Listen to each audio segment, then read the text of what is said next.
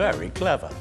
Well, this week, Diana has been learning how the island of Bute inspires artists to produce some very beautiful creations. And today, she's primed for a painting excursion down at the harbour.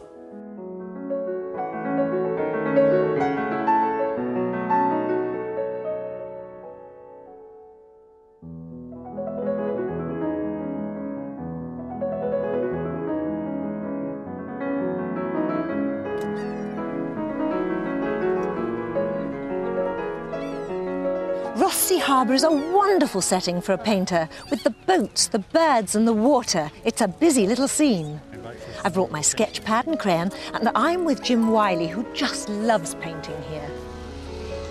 Jim, what is it about sitting here, drawing and painting at the harbour side that attracts you so much? I've always liked harbours and the sea, and as far as making paintings go, I love the nets and the colours, the bright orange floats, all the tackle line about fishing boats. All the untidiness all of the it. untidy stuff, yes. So did you always want to be an artist? It's only really I would say in the last maybe 15 years that it's become possible to become a professional artist in Scotland, to make a living at it, yes.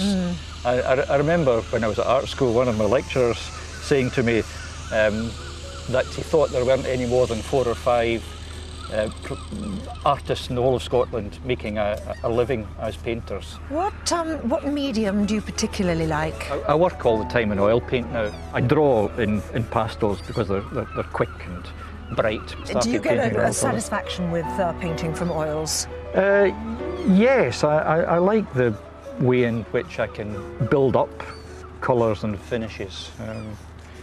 I let things dry, I work over them using different techniques. Would you have sort of various paintings on the go at once? Yes, I usually have about, well, anything from about 6 to 10 paintings on the go at any one time, so that when something becomes kind of heavily worked or overworked, I can just leave it aside and go on to the next bit. And then come back to it later and much of the way I work depends on being able to build things up in layers anyway. Which colours particularly attract you? Well, little bits of bright colour. For instance, with this drawing here, little bits of orange and bits of bright lemon yellow, things like that.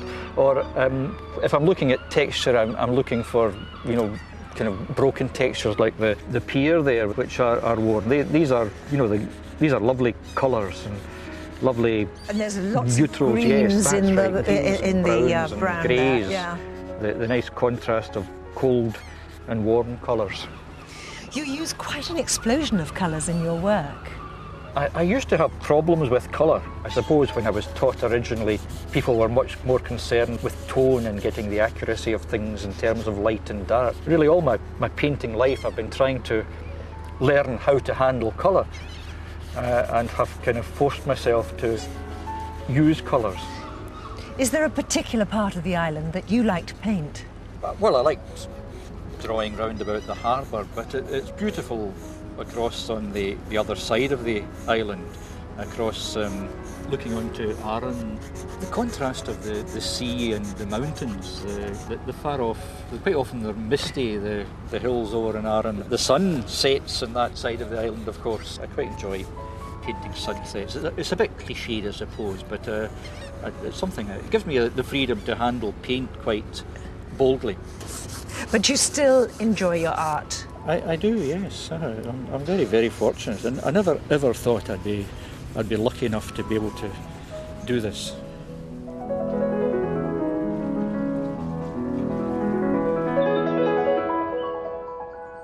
Well, I thought that was pretty good, Diana. Well done.